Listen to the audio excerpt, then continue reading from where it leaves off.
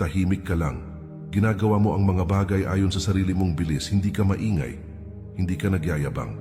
Pero napapansin mong may ilang tao sa paligid mo na tila laging may puna, laging may tanong, at minsan parang gusto kang hilahin pababa. Minsan iniisip mo, ano bang ginagawa ko para maliitin nila ako? O baka ako ang may problema? Pero kung titingnan mo ng mas malalim, ang totoo, wala kang ginagawang masama.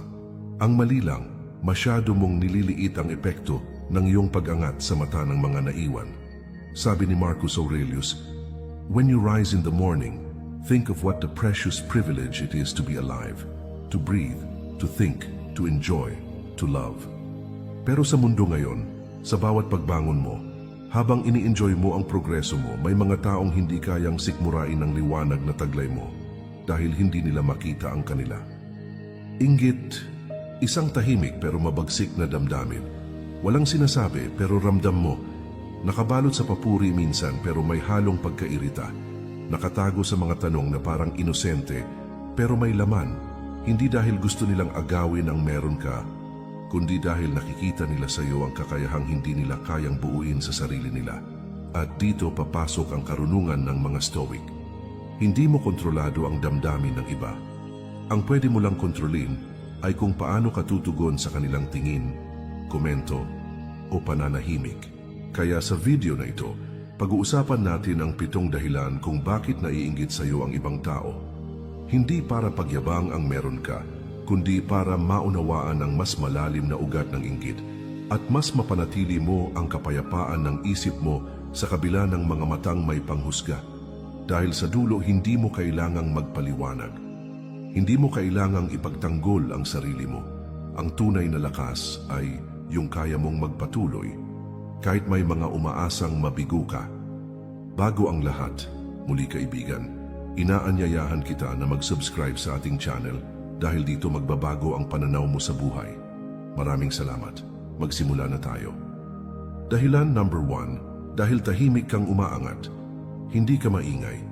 Hindi mo ipinapakita ang bawat tagumpay sa social media. Hindi mo kailangang ipagsigawan kung ilang hakbang na ang naabot mo. Pero napapansin nila, kahit hindi ka nagsasalita, ang mga taong naiinggit sa iyo ay hindi nagagalit dahil sa yabang mo. Nagagalit sila kahit wala kang sinasabi. Nagagalit sila sa presensya mong hindi kailangang humingi ng atensyon, pero damang-dama ang bigat. Bakit? Dahil ang katahimikan mo ay isang uri ng kumpiyansa na hindi nila maabot. At ang kumpiyansang yan ay parang salamin, ipinapakita sa kanila ang mga kulang sa sarili nila. Sabi ni Epictetus, "If you want to improve, be content to be thought foolish and stupid." At yan ang ginagawa mo, pinipili mong manahimik, magtrabaho, at hayaang ang resulta ang magsalita. Pero para sa ibang tao, nakakatakot ang ganong uri ng pagkatao. Kasi hindi mo hinahanap ang validation nila. Hindi mo kailangan ang approval nila. At ang mga taong hindi sanay na hindi sila sentro ng mundo, ay madalas naiinggit sa mga taong kaya nang mabuhay nang hindi sila ang sinasamba. Ang tahimik mong pag-angat ay isang anyo ng paninindigan. Hindi mo man sabihin ng direkta, ang kilos mo ay may sinasabi na kaya mong buuin ang sarili mo kahit walang palakpak, na kaya mong umusad kahit walang nanonood. At ang ganitong uri ng pag-angat, yung hindi sinusuklian ng papuri, ay mas nakakasilaw para sa mga taong hindi pa buo ang loob. Kaya tandaan mo, ang katahimikan ay hindi kahinaan. Minsan, ito ang pinakamatatag na anyo ng lakas. At ang lakas mong yan ay madalas hindi kayang sikmurain ng mga sanay sa ingay. Dahilan number 2, dahil hindi ka umaasa sa opinyon ng iba. Sa isang mundong uhaw sa papuri, ang taong hindi naghahanap nito ay parang isang banta. Lahat gustong mapansin. Lahat gustong makuha ang like, ang congrats, ang wow. Pero ikaw, tahimik lang. Ginagawa mo ang tama hindi dahil gusto mong mapansin, kundi dahil ito ang tama. At yan ang hindi matanggap ng iba. Ang karamihan ay namumuhay sa mata ng publiko. Lahat ng galaw, idinidikta ng opinyon ng ibang tao. Porma nila, desisyon nila, maging pangarap nila. Lahat may basbas ng validation. Pero ikaw, pinipili mong manahimik mamuhay ayon sa sariling prinsipyo, at magdesisyon batay sa tunay mong halaga, hindi sa kagustuhan ng iba. Hindi mo kailangan ng tapik sa balikat para tumuloy. Hindi mo kailangang sabihan ng galing mo bago kumilos. Dahil alam mong ang tunay na lakas ay hindi nakukuha sa palakpak, kundi sa paninindigan. Sabi ni Seneca, "What progress you ask have I made? I have begun to be a friend to myself." At dahil kaibigan mo na ang sarili mo, hindi mo na kailangan ng pahintulot ng mundo para maging masaya, para magbago, para sumubok. Kaya kang irespeto ng sarili mo kahit hindi ka iniintindi ng iba. At dito na pumapasok ang inggit. Ang mga taong sanay na umaasa sa opinyon ng iba ay naiinggit sa mga taong malaya. Kasi ang kalayaang yan ay paalala na sila mismo ay nakakadena pa rin. Nakakadena sa takot na hindi mapansin. Nakakadena sa pangangailangan ng palaging pag-apruba. Nakakadena sa ideya na ang halaga ko ay depende sa tingin ng iba. Pero ikaw, wala ka sa kulungang yan. At para sa kanila, ang kalayaan mo ay nakakairita dahil ipinapakita mo sa kanila kung gaano sila nakakulong. Kaya minsan, ang katahimikan mo ay tinatawag nilang pagmamalaki. Ang pagtutok mo sa sarili ay tinatawag nilang pagka-istrikto. Ang disiplina mo ay tinatawag nilang pagiging mayabang. Pero huwag mong hayaang guluhin ka ng maling interpretasyon. Dahil ang taong may kapayapaan sa sarili ay laging mukhang arugante sa mga taong hindi pa buo. At sa dulo, ang mahalaga ay hindi kung anong tingin nila sa'yo, kundi kung anong tingin mo sa sarili mo kapag tahimik na ang lahat. Dahilan number 3. Dahil marunong kang magbago habang sila paulit-ulit pa rin. Isa ito sa pinakamahirap tanggapin para sa ibang tao, ang makita kang nag-i-evolve habang sila'y nananatiling pareho. Na habang sila'y kumakapit sa dating bersyon ng sarili nila, ikaw naman ay tahimik na lumalampas sa mga limitasyong dati mong kinakahon. Ikaw ay gumagalaw.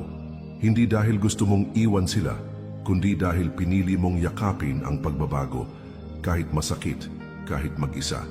At iyan, ang hindi lahat kayang gawin. Ang pagbabago ay hindi glamoroso. Walang palakpak sa gabi-gabing pag-aalinlangan. Walang kamera sa likod ng mga tanong mo sa sarili mo kung tama pa ba ang landas na tinatahak mo. Walang aplos sa pagbitaw mo sa mga bisyo, sa maling relasyon, sa dating ugali mong akala mo noon ay ikaw na talaga. Pero ikaw ginawa mo pa rin. Pinili mong harapin ang sarili mong anino. Pinili mong yakapin ang pananahimik para linangin ang iyong loob.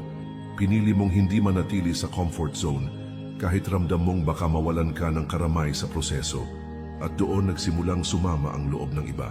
Hindi dahil sinaktan mo sila, kundi dahil ipinakita mo sa kanila kung gaano sila natakot magbago.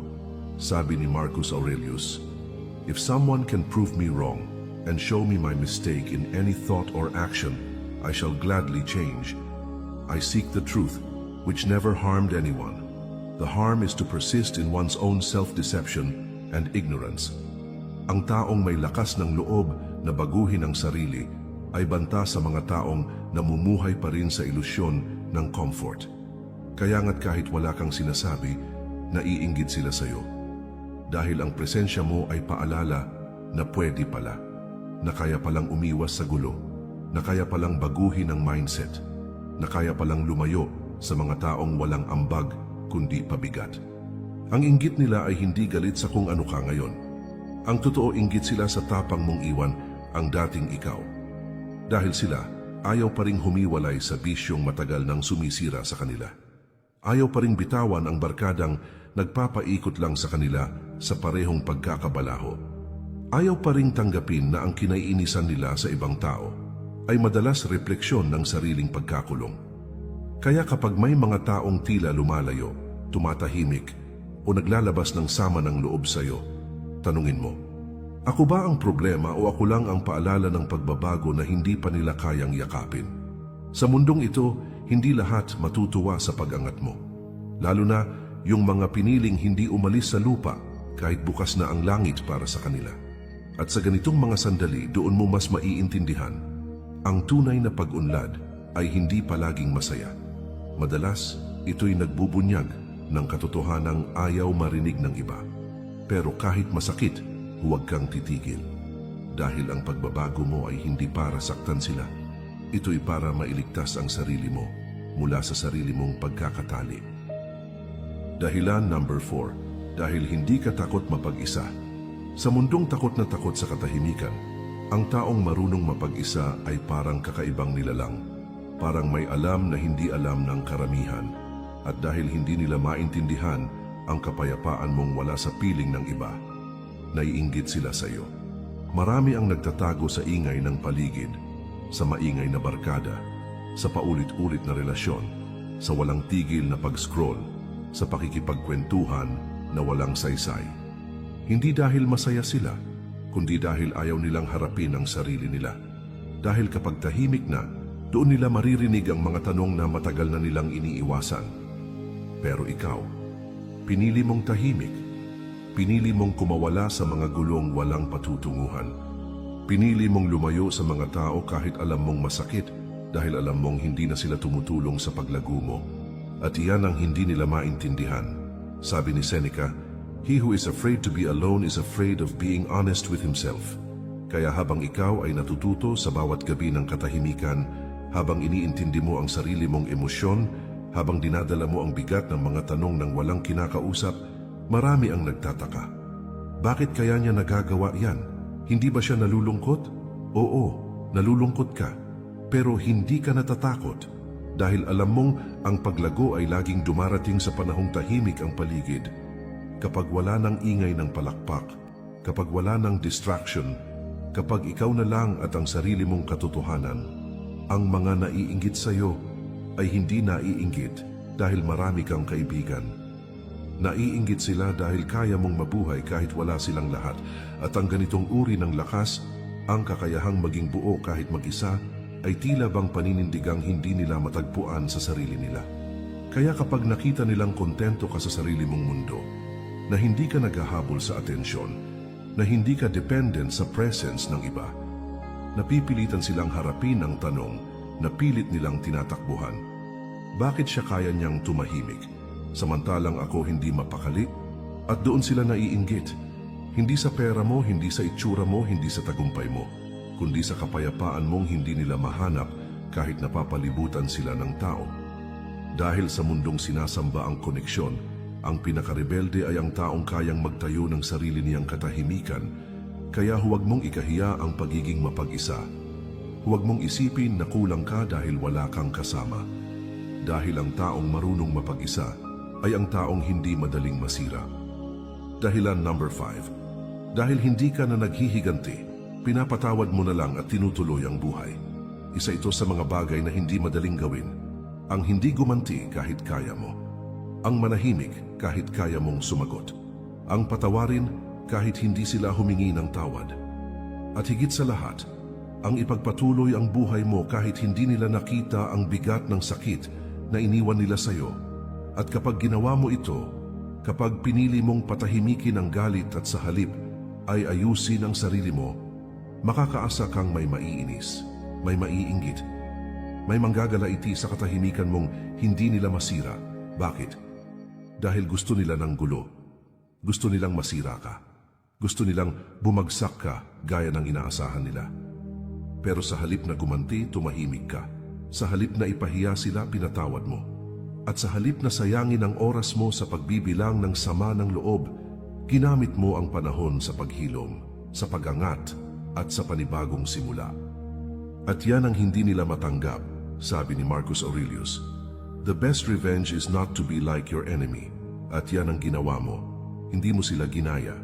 Hindi ka bumaba sa level na gusto nilang hilahin ka. At sa bawat araw na pinipili mong bumangon ng may dignidad, ay isang araw na naaalala nilang hindi ka nila nagawang sirain. Marami ang naiinggit sa ganitong uri ng lakas. Yung klaseng hindi maingay, pero matatag.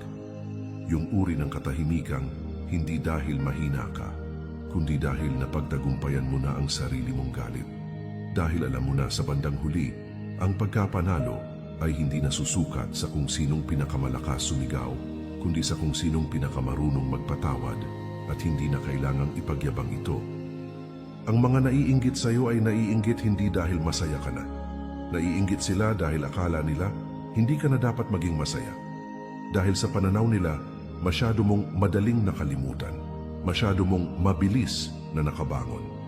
At habang sila'y natitiis sa lason ng sariling galit, ikaw na may tahimik na namumuhay sa kalayaang sarili mong pinili. Kaya tandaan mo, kapag pinatawad mo ang isang tao, hindi ibig sabihin wala kang sakit. Ang ibig sabihin lang, mas pinili mong hindi manatili sa lugar kung saan sila naiwan. At ang kakayahang yan, ang kakayahang magpatawad ng walang paghihiganti, ay isang uri ng katahimikan na kinaiinggitan ng mga taong punong-puno pa rin ng galit sa puso. Dahilan number 6, dahil hindi mo na kailangan ng kompetisyon, panatag ka na sa sarili mo. Sa mundong lahat gustong mauna, gustong manguna, gustong mapagkamalang pinakamagaling. Ang taong hindi na nakikipag-unahan ay isang misteryo. Tahimik kang gumagalaw. Walang yabang, walang flex, yan walang mas magaling ako diyan na energy. Pero sa bawat kilos mo, halatang buo ka na. At iyan ang nakakagambala sa iba. Dahil sa totoo lang, karamihan ng tao ay hindi talaga gustong manalo. Gusto lang nilang may matalo. Gusto lang nilang may mapagkumparahan para maramdamang mas mataas sila. Gusto nilang patunayan sa iba ang halaga nila. Dahil sa loob-loob nila, hindi pa nila ito nararamdaman sa sarili nila. Kaya kapag may isang tulad mo na dumarating, na hindi nakikipagkumpetensya, pero umaangat, na hindi naninira, pero nangingibabaw, na hindi nagpapakitang gilas, pero kapansin-pansin, nagkakandagulo ang sistema nila. Sabi ni Epictetus, "If you want to improve, be content to be thought foolish and stupid." At kaya mong tanggapin yan, na minsan tatawanan ka, na minsan hindi ka mapapansin, na minsan aakalain nilang wala kang ambisyon. Pero ang hindi nila alam, kaya mong hindi magmadali. Dahil panatag ka na sa direksyon mo. Hindi ka na driven ng inggit, ng pride, o ng validation. Ang nagpapaandar sa iyo ngayon ay disiplina, purpose, at katahimikan. At doon sila naiinggit. Hindi sa tagumpay mo, kundi sa peace of mind mong hindi nila mabili. Naiinggit sila dahil habang sila'y abalang-abala sa pagpapatunay ng sarili nila, ikaw ay abala sa pagpapaunlad ng sarili mo. Walang ingay, walang gulo. Nakakabingi sa kanila ang katahimikan mo. Nakakainis sa kanila ang kawalan mo ng pakialam sa kompetisyon dahil habang sila'y abala sa paghila ng iba pababa, ikaw ay abala sa pag-akyat, kahit mag-isa. Tandaan mo, ang taong may tunay na tiwala sa sarili ay hindi kailangang manalo sa palakasan, hindi kailangang mangibabaw sa usapan, hindi kailangang ipamukha kung anong meron siya. Dahil sapat na ang katahimikan niya para ipaalam, buo siya kahit walang nakakakita. At sa mundong puno ng ingay at kompetisyon, ang ganitong klase ng katauhan ay tila isang hamon, isang salamin na nagpapakita kung gaano pakaliit ang tingin ng iba sa sarili nila. Kaya kapag nararamdaman mong may naiinggit sa'yo, kahit wala ka namang ginagawa, malamang ay dahil wala kang intensyon mangibabaw. Pero ikaw pa rin ang lumilitaw, at sa totoo lang, walang mas nakakainis sa taong hindi mo matalo, kasi hindi naman siya nakikipaglaban. Dahilan number 7, dahil natagpuan mo na ang layunin mo, at hindi na ikaw ang lumang ikaw. Ito na ang dahilan na hindi masabi ng marami, pero damang-dama sa bawat tingin, kilos, at katahimikan nila sa paligid mo. Tahimik kang pinagmamasdan, tahimik kang kinaiinggitan, hindi dahil sa kung anong meron ka, kundi dahil sa kung sino ka na ngayon. Nakita nila kung saan ka nagsimula. Kasama ka nilang naligaw, nagkamali, tumawa, lumuha. Nakita nila ang mga araw na bagsak ka, ang mga gabing puno ng tanong ang mata mo, ang mga panahong kahit sarili mo, hindi mo na maintindihan. At ngayon, tahimik kang tumindig. Tahimik kang binuo ang sarili mo. At higit sa lahat, natagpuan mo na ang layunin mo. Hindi mo man ito ipinagsisigawan, ramdam sa bawat hakbang mo na may direksyon ka na. May dahilan ka na kung bakit ka bumabangon. Hindi ka na basta-basta sumasabay sa agos. Alam mo na kung para saan ka nabubuhay. At ang ganitong klase ng kalinawan ay isang uri ng kapangyarihang hindi lahat handang makita sa isang taong dati nilang ka-level. Kasi ang tagumpay mo ngayon ay hindi na aksidente, hindi na tsamba. Ito ay bunga ng intensyon, disiplina, at paninindigan. At kapag may taong ganyan, nagiging paalala ito sa iba kung gaano pa sila kalayo. Nagiging salamin ito ng lahat ng hindi pa nila kayang harapin sa sarili nila. Sabi ni Marcus Aurelius, "Stop drifting. You've wandered enough. Wake up. Show yourself. You're not a child anymore." At yan ang ginawa mo. Nagising ka. Hindi na ikaw ang taong palaging naghihintay ng direksyon mula sa iba. Hindi na ikaw ang madaling hilahin ng opinyon ng mundo. Ngayon, ikaw na ang gumagawa ng sarili mong landas. Kaya't kahit hindi nila aminin, may kirot sa loob nila sa tuwing nakikita kang kontento, malinaw at buo. Dahil alam nila, ikaw, natagpuan mo na ang sarili mo. At sila, nasa gulo pa rin ng pagkakaila, ng pagpapanggap, ng pakikisabay. Kaya minsan, ang inggit ay hindi mukhang galit. Minsan mukha itong tahimik na paglayo, mukha itong biro na may sundot, mukha itong, "Uy, nagbago ka na may halong panunumbat. Pero ang totoo, hindi ka lang nagbago. Lumaya ka. At ang kalayaan mo, ang linaw ng direksyon mo, ang katahimikang taglay ng isang taong buo na, ay bagay na hindi nila matanggap dahil ito'y paalala ng lahat ng takot pa rin nilang harapin.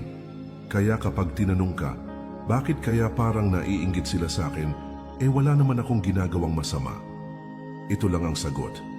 Kasi ikaw na ang naging taong akala nila sila ang mauuna. Kapatid, kung umabot ka sa dulo ng video na ito, marahil isa ka sa iilan na hindi takot harapin ang katotohanan, na hindi lahat ng katahimikan ay kapayapaan at hindi lahat ng pagngiti sa harap mo ay tapat. Ang inggit ay hindi palaging sigaw. Minsan, ito'y bulong, tahimik, mapanlinlang. At kung hindi ka matatag sa sarili mo, madali kang madadala ng mga tinging may halong pagdududa. Pero ngayon, alam mo na, hindi ikaw ang problema. Ikaw ang paalala ng kung anong posible. Ikaw ang ebidensya na ang katahimikan ay hindi kahinaan, kundi lakas na bihirang maabot ng ingay. Kaya huwag mong hayaang patayin ng inggit ng iba ang apoy sa loob mo. Panatilihin mong buo ang tiwala mo sa sarili. Ipagpatuloy mo ang landas mo kahit hindi ito maintindihan ng iba. At kung naramdaman mong tumama sa iyo ang mensaheng ito, huwag mong hayaang dito na lang ito magtapos.